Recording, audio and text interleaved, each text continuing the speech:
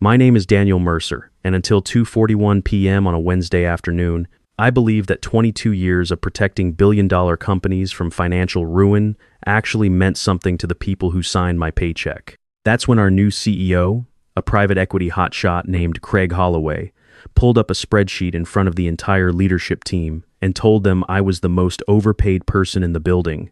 I'm 53 years old.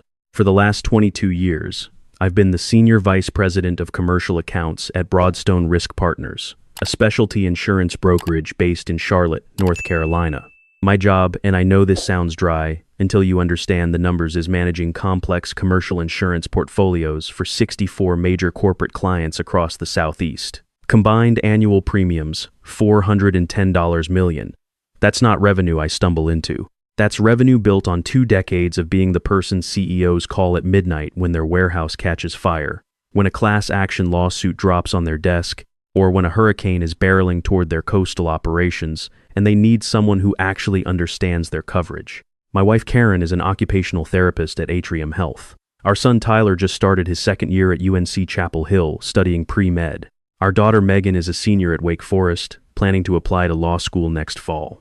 Between 2 college tuitions, a mortgage in Myers Park, and everything that comes with raising kids who want professional careers, my compensation of $395,000 isn't making us rich. It's keeping us stable in a city where the cost of living has jumped 40% in 10 years. But Craig Holloway didn't see any of that when he looked at my salary line. He saw a number he could cut. Craig came in 8 weeks before that Wednesday meeting. Broadstone had been acquired 6 months earlier by Ridgeline Capital Partners, a mid-market private equity firm out of Boston that specialized in what they called operational transformation of financial services companies. Translation: they buy profitable businesses, strip costs, inflate margins on paper, and flip them in 3 to 5 years to someone else. Craig was Ridgeline's hand-picked operator. 44 years old, ex-Bain consultant, 2 previous CEO stints at companies Ridgeline had acquired. Both times, he'd cut headcount by 30% within his first year and hit the margin targets the PE firm wanted. Both times, those companies were sold within 36 months. Whether they survived after that was somebody else's problem. Danny Chen, our CFO, warned me the morning of the meeting. We were grabbing coffee in the break room on the 14th floor when he leaned in and said, "Just so you know, Craig's been going through individual comp packages all week. He's got a whole presentation built around what he's calling market realignment. I've seen the slides. Your name comes up." I appreciated Danny's honesty, but I wasn't particularly concerned. My department's client retention rate was 97% over a 5-year rolling average. Annual premium growth of 14%. Net promoter scores from clients that consistently ranked in the top 5% of the industry. Those aren't numbers you can dismiss with a benchmarking chart, or so I thought. The meeting was held in the main conference room on the 15th floor. 22 people, every VP and director in the company, plus Craig, Danny, and the head of HR, Patricia Owens. Craig opened with a presentation titled Building a Scalable, Market Competitive Organization. The first 30 minutes were standard private equity playbook, industry benchmarking, margin comparisons with peer firms, overhead ratios. He identified several departments where Broadstone's cost structure was, in his words, significantly misaligned with industry norms. Then the individual slides started. 3 senior positions were flagged for compensation adjustments. 2 directors in underwriting, a VP in claims. Each one showed current salary versus what Craig called market-appropriate ranges based on third-party benchmarking data. Uncomfortable, but at least those discussions were handled with some discretion. General ranges. No exact figures. Then my slide appeared. Daniel Mercer, Senior VP of Commercial Accounts, Craig said, clicking to a screen that showed my full compensation breakdown. Base salary, bonus history for the last 3 years, benefits package, total annual earnings $395,000. Displayed in a font large enough to read from the back of the room. This position represents our single largest individual compensation outlier relative to industry benchmarks. The room went quiet, not just quiet, frozen. I could feel 21 pairs of eyes calculating whether to look at me, look at Craig, or stare at their laptops. Our benchmarking data from 3 independent sources indicates this role should be compensated in the range of $185,000 to $225,000. Craig paused, letting the number sit.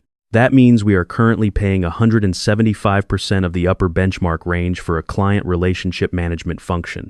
This is the definition of structural cost inefficiency. I want you to understand what happened in that moment. A man who had been at our company for 8 weeks reduced 22 years of work, crisis management, relationship building, industry expertise, middle-of-the-night phone calls that saved clients from financial catastrophe to a client relationship management function that anyone making $210,000 could handle. Danny shifted in his chair. "Craig," he said carefully, "Daniel's accounts represent a significant portion of our total premium volume. The client relationships in commercial insurance are uniquely personal. The retention numbers in his portfolio are exceptional. I think there's important context that the benchmarking data doesn't Danny," Craig interrupted, "I respect your perspective, but that's precisely the justification narrative that creates cost bloat. Every senior employee at every company believes their relationships are uniquely valuable and irreplaceable. That's a subjective feeling, not an objective business reality. The data tells us we're overpaying for this function by 75% above market ceiling. That requires correction regardless of internal narratives about individual value. Overpaying, function, internal narratives. Craig," I said, keeping my voice as level as I could manage, "can we discuss this privately? Compensation details are typically handled through confidential HR processes, not leadership presentations. This isn't personal, Daniel. It's a structural business discussion. The entire leadership team needs to understand where our cost inefficiencies exist, so we can collectively commit to building a market-competitive organization. Transparency is how we build accountability." Transparency. He called it transparency. What I saw was my personal financial information projected on a screen, while 21 colleagues tried not to make eye contact with me. I looked at Patricia Owens from HR. She was writing notes rapidly, her expression carefully blank. Smart woman. She knew exactly what was happening and was documenting every word for whatever came next. "What's the proposed adjustment?" I asked. Craig clicked to the next slide. A revised compensation structure. $205,000 base salary, significantly reduced bonus eligibility, elimination of the legacy benefits I'd earned over 2 decades. Total package reduction, 48%. Displayed on screen with a header that read, "Market-aligned compensation commercial account management." We're proposing compensation that reflects current market realities for client relationship oversight roles, Craig said. This adjustment saves Broadstone approximately $190,000 annually and brings the position in line with what comparable firms pay for equivalent functions. The implementation timeline is 30 days. I sat there doing arithmetic I didn't want to do. Tyler's tuition and housing at UNC was $29,000 a year with his scholarships. Megan's at Wake Forest was $52,000. Our mortgage was $3,900 monthly. Karen's salary was solid, but not enough to absorb a $190,000 annual hit to our household income. But the financial calculation wasn't what made my chest tighten. It was Craig's fundamental premise that what I'd built over 22 years was a generic function that could be performed by someone making half my salary. "Craig, I manage insurance portfolios for 64 corporate clients, generating $410 million in annual premiums. Several of those relationships go back 15 years or more. These aren't transactional accounts that transfer with a company logo. Commercial insurance is a trust-based industry. When a CEO is facing a $30 million liability claim, they don't call a brokerage. They call the person they trust to protect their company. That's not a function. That's institutional value that took 2 decades to build. And that institutional value will continue to serve our clients, regardless of individual staffing changes," Craig replied without missing a beat. "Clients work with Broadstone risk partners because of our market position, our carrier relationships, and our product capabilities. Individual account managers facilitate those relationships, but they don't create the underlying value. That's exactly the kind of thinking we need to move past if we're going to build a scalable organization. Facilitate." He thought I facilitated relationships, like I was a phone operator routing calls. I looked around the conference room at people I'd worked with for years. A few looked genuinely distressed. Most were staring at their screens, probably grateful their own names hadn't been displayed in 4-8-point font as evidence of corporate waste. Nobody said a word. "You have until the end of the week to review the revised structure," Craig said, already clicking to the next slide about operational efficiency in the claims department. "Patricia will schedule a meeting to discuss transition details. If the revised terms aren't acceptable, we'll need to discuss alternative arrangements for the role. Alternative arrangements. The second time in my career, someone had threatened my job, and the first time, it came packaged as a spreadsheet presentation. The meeting lasted another 45 minutes. I don't remember any of it. I was sitting in that chair thinking about a conversation I'd had 11 days earlier, a dinner with Marcus Webb, founder and CEO of Pinnacle Risk Advisors, Broadstone's biggest regional competitor. Marcus had been trying to recruit me for almost 4 years. His latest pitch, over steaks at McNinch House, had been the most aggressive yet. Executive Vice President of Client Strategy, full profit and loss authority over the commercial division, equity stake in the firm, and compensation that he described as reflecting the revenue you actually protect, not some consultant's salary survey. I'd told Marcus I was flattered but committed to Broadstone.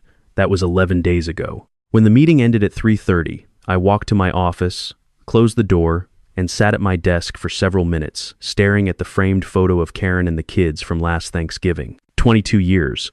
Client appreciation letters from executives who trusted me with the financial security of their companies.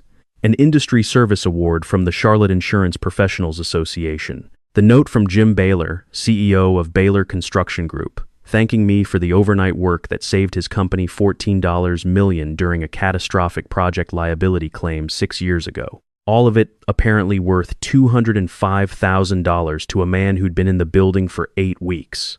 But I wasn't going to make the mistake of acting on emotion alone. I picked up my personal cell phone and called Marcus Webb directly. Marcus, it's Daniel Mercer. I need to ask you something, and I need an honest answer. That EVP position you offered me at dinner, is that still on the table? Daniel, that offer has been on the table for 4 years. What happened? Something happened today that changed my situation at Broadstone. Before I go into details, I need to know if the offer is real, current, and something we could formalize quickly. It's real, it's current, and I can have a formal offer letter in your inbox by tomorrow morning if you tell me you're serious. What's going on? I told him.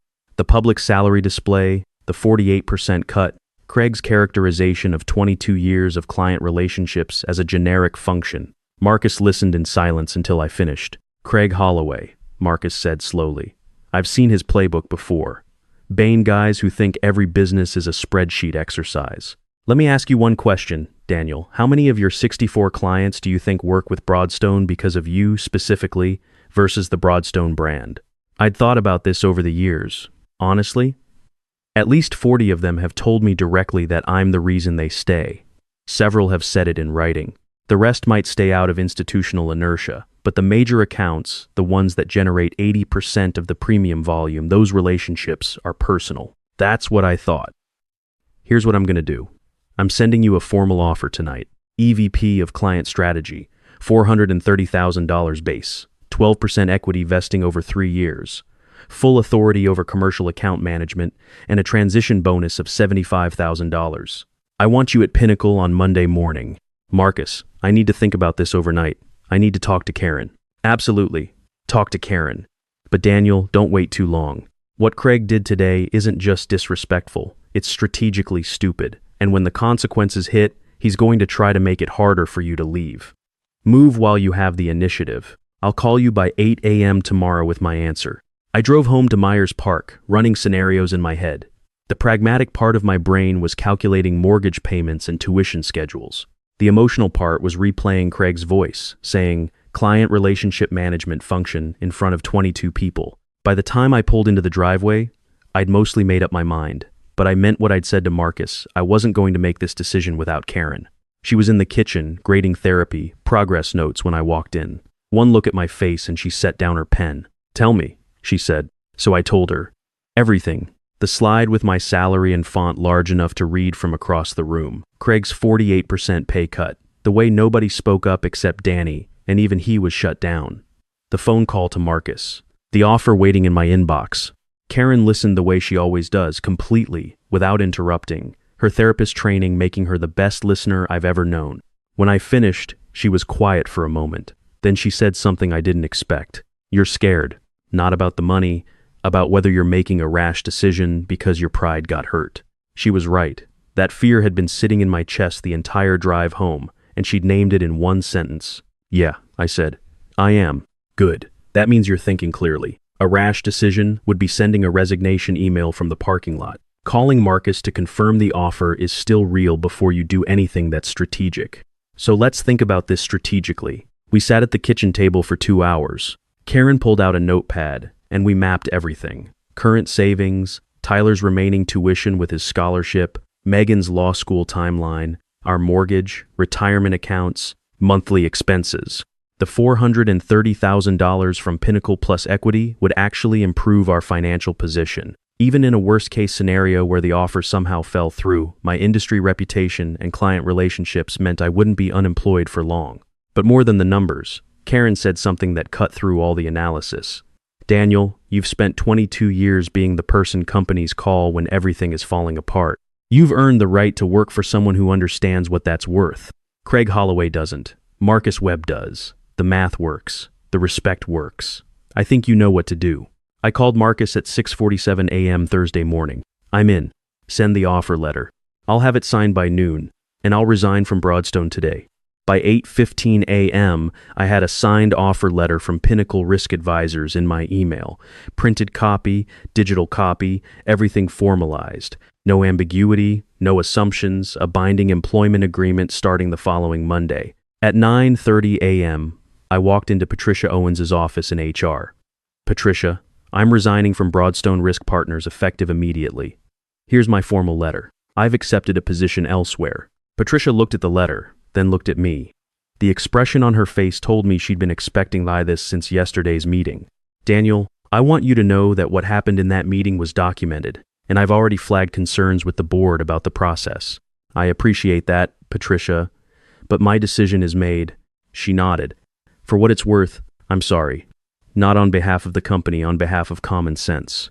I cleaned out my office in 30 minutes. 22 years condensed into one banker's box.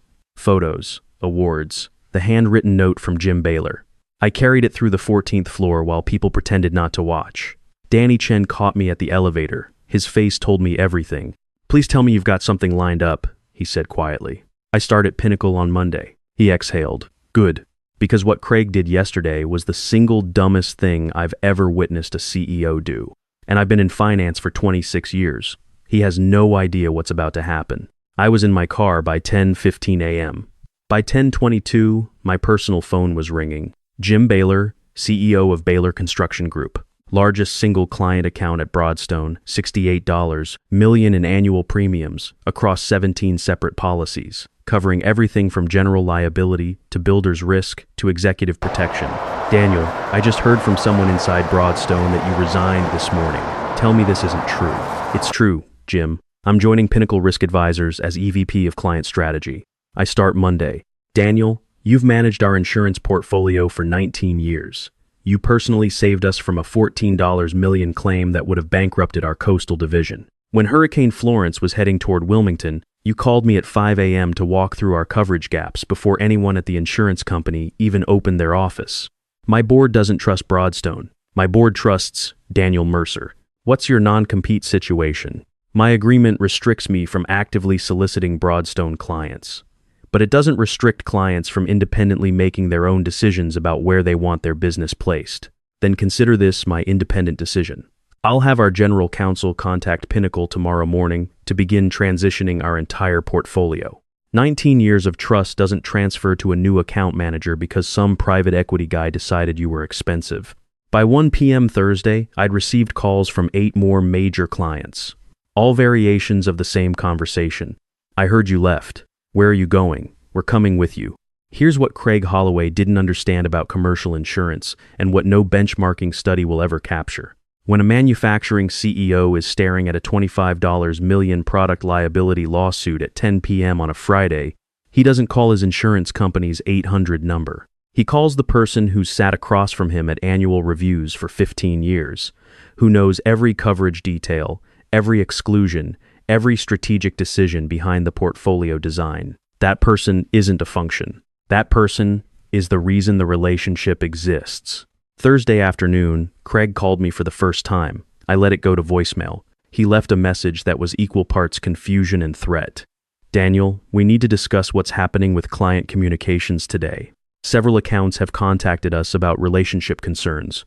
Call me back immediately. I didn't call back. Friday was worse for Broadstone. I know because Danny texted me updates throughout the day. By close of business Friday, 48 hours after my resignation, 14 major clients representing $187 million in annual premiums had formally initiated broker of record changes to move their portfolios away from Broadstone. Every single notification cited relationship continuity and account management confidence as the reason for the move. Not one of them mentioned pricing, product, or carrier relationships. Craig Holloway had calculated that replacing me would save Broadstone $190,000 per year. In 48 hours, he'd lost $187 million in premium revenue. The math wasn't just bad, it was catastrophic. The following Monday, my first day at Pinnacle, Craig called again. This time I answered. Daniel, this situation has become untenable. We've received broker of record letters from 14 accounts. We need to find a resolution. Craig, I don't work at Broadstone anymore. Client retention is your responsibility now. I'd suggest hiring someone at the market-aligned rate of $205,000 to manage those relationships. These broker of record changes are suspicious. 14 clients in 2 days suggests coordinated solicitation, and our legal team is reviewing your non-compete agreement. Review all you want, Craig. I haven't contacted a single Broadstone client. Not one phone call, not one email, not one text. Every client who's moving made that decision independently because their trust was with me, not with Broadstone's institutional brand. That's the distinction you dismissed as an internal narrative on Wednesday afternoon. He hung up without responding. Over the next 3 weeks, I watched Broadstone unravel from my new corner office at Pinnacle. The client exodus didn't stop. It accelerated as word spread through Charlotte's business community about what had happened. Commercial insurance is a tight-knit world in any mid-sized city, and Charlotte's was especially interconnected. By the end of week 1, 21 clients had filed broker of record changes. By week 2, 33. By the end of week 3, 41 of my former 64 clients had formally moved or initiated movement of their portfolios. Combined annual premiums, $338 million out of the $410 million I'd managed.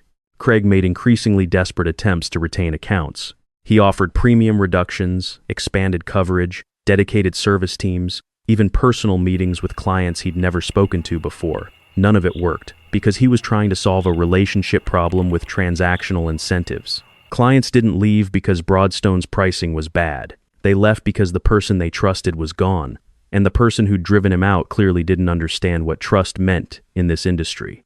The Business Journal of Charlotte ran a story in week 2. The headline was brutal. Broadstone Risk Partners faces unprecedented client exodus after key executive departure. The article quoted anonymous industry sources who described the situation as a textbook example of private equity misunderstanding relationship-driven revenue models. At 5:45 p.m. on Friday of week 3, my phone rang. Craig Holloway. His voice sounded nothing like the confident operator who displayed my salary on a conference room screen 25 days earlier. Daniel, I'm calling to discuss a comprehensive return package. The board has authorized me to offer full reinstatement at your previous compensation of $395,000 plus a 45% increase, equity participation, and complete operational authority over the commercial division. No oversight from my office. Full autonomy. I let the silence sit for a moment. Craig, 3.5 weeks ago, you displayed my salary in front of 22 colleagues and told them I was the most overpaid person in the building. You called 22 years of client relationships a generic function. You proposed cutting my compensation by 48% to save $190,000. Since then, Broadstone has lost over $338 million in annual premium revenue. You want me to do the math on that return on savings? The board is willing to do whatever it takes. The board should have done its own due diligence before giving you carte blanche to gut the revenue-generating relationships that made this company valuable enough for Ridgeline to acquire in the first place. I have 41 client portfolios now formally engaged with Pinnacle. I have an equity stake in a firm that respects what I bring to the table. I have a CEO who understood my value before I walked in the door, not 3 weeks after I walked out. Why would I come back? Because you built those relationships at Broadstone over 22 years? And you valued those 22 years at $205,000 as replaceable overhead. The market disagreed with your assessment, Craig. Emphatically, I hung up. Not out of anger, out of clarity. The aftermath was exactly what Danny Chen had predicted. Within 2 months, Broadstone's premium revenue had declined by 43%. Ridgeline Capital forced a restructuring that eliminated 89 positions: account managers, underwriters, support staff, people who had nothing to do with Craig's compensation crusade, but who paid the price for his miscalculation. Craig Holloway was removed as CEO by the board after 11 weeks, replaced by an interim executive whose sole job was to stabilize operations long enough for Ridgeline to find a buyer. 4 months after my resignation, Broadstone Risk Partners was sold to a national brokerage conglomerate at roughly 55% of the valuation Ridgeline had paid 18 months earlier. The acquisition filing specifically referenced significant client attrition and revenue concentration risk as factors affecting the purchase price. Ridgeline Capital took a substantial loss on the deal, their first in 9 portfolio companies. Meanwhile, Pinnacle Risk Advisors had the strongest quarter in the firm's history. 41 transitioned to client portfolios, plus 12 new clients who approached us based on industry referrals and the Charlotte Business Journal coverage. Total commercial premium under my management, $389 million, nearly matching what I'd managed at Broadstone and growing faster. Marcus Webb and I were reviewing the quarterly numbers in his office when he shook his head and laughed. You know what gets me? Craig Holloway looked at a spreadsheet and saw a $190,000 cost savings opportunity. He never once asked the question that actually mattered: what happens to the $410 million in revenue if the person managing those relationships decides to leave? That's because his entire career trained him to see people as line items, I said. He optimized the spreadsheet and destroyed the business. 8 months later, Marcus forwarded me an article from Insurance Business America. It profiled 3 case studies of private equity acquisitions in the insurance brokerage space that had failed due to what the author called revenue relationship blindness, the inability of financial operators to distinguish between institutional brand value and personal trust capital. Broadstone was the lead example. I printed that article and put it on my office wall, next to the Charlotte Insurance Professionals Association Leadership Award I received in my first year at Pinnacle, and the handwritten card from Jim Baylor that read, "Daniel, 19 years of trust, doesn't have an expiration date. Thank you for continuing to protect what matters. Some lessons cost more than others." Craig Holloway's lesson cost Ridgeline Capital roughly $40 million in lost investment value, cost 89 Broadstone employees their jobs, and cost Craig his own CEO position. All because he looked at a spreadsheet and decided that the person protecting $410 million in client revenue was overpaid by $190,000. I got called a cost inefficiency in front of my entire leadership team, so I walked out and their revenue dropped 43%.